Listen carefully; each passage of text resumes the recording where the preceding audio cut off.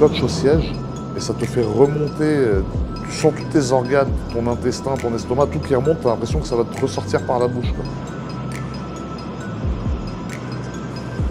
C'est incroyable.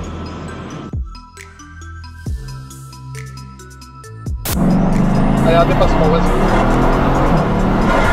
Waouh! Ouais, pour dépasser, y a pas de problème, hein. Ton cœur, on dirait qu'il arrête de battre pendant un instant, tu vois.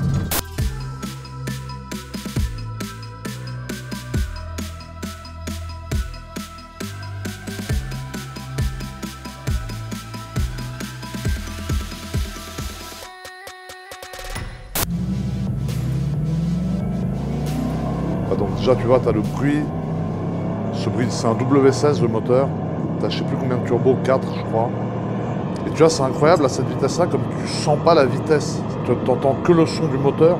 Et en fait c'est vraiment le son des turbos, quand tu vas lâcher ça fait un gros psh, comme ça. Tu vois. Là on sent qu'il met les gaz, ouais. Tu vois direct, voilà, 250, c'est incroyable.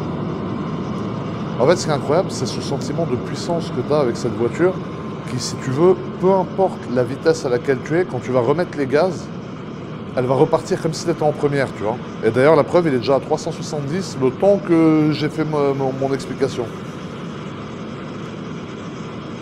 Et tu vois, il atteint 400 km/h quand même.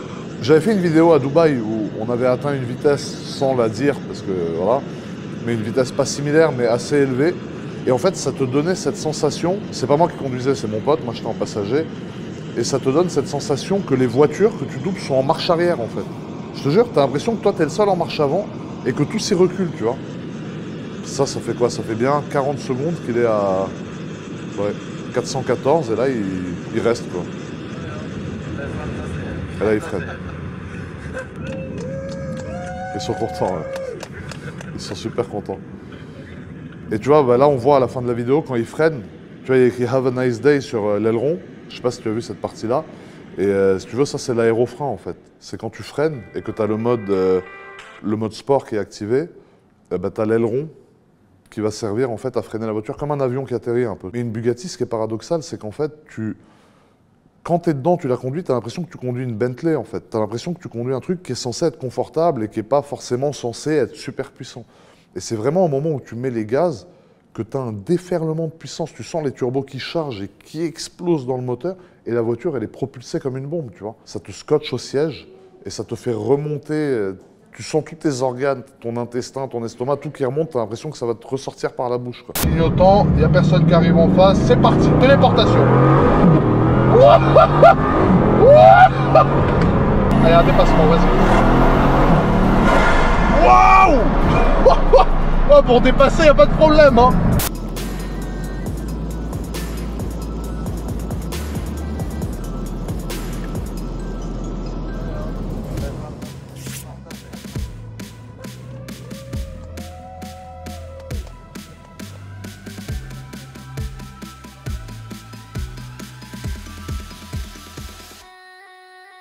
Le temps de réaction d'un être normalement constitué est de l'ordre de 1 seconde.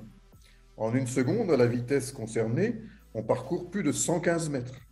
Donc vous voyez qu'il y a une totale disproportion entre cette vitesse et les paramètres d'arrêt ou de réaction ou de distance parcourue pendant le temps de réaction que ceci induit, qui est totalement déraisonnable. Et il a sans doute eu beaucoup de chance que les choses se passent sans encombre. Il y a un truc, moi, qui m'aurait fait peur, c'est les pneus. Les pneus à cette vitesse-là, surtout quand ils restent, j'ai vu un moment en vitesse stabilisée à 400, ils subissent une pression de fou furieux et une montée en température qui est incroyable. Et il suffit que le pneu ait le moins de défauts.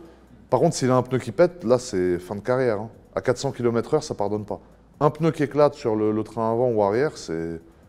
Ah ouais, là, la voiture, elle s'envole comme un Boeing, hein. Comme d'habitude, frangin, on va faire attention aux autres usagers. C'est une route qui est très dangereuse. C'est pas une route sur laquelle on fait n'importe quoi. Donc voilà, je vais faire quelques petites accélérations avec le véhicule. J'ai mon pote en haut qui m'a dit qu'il n'y avait personne là sur la redescente. Donc là, tu vois...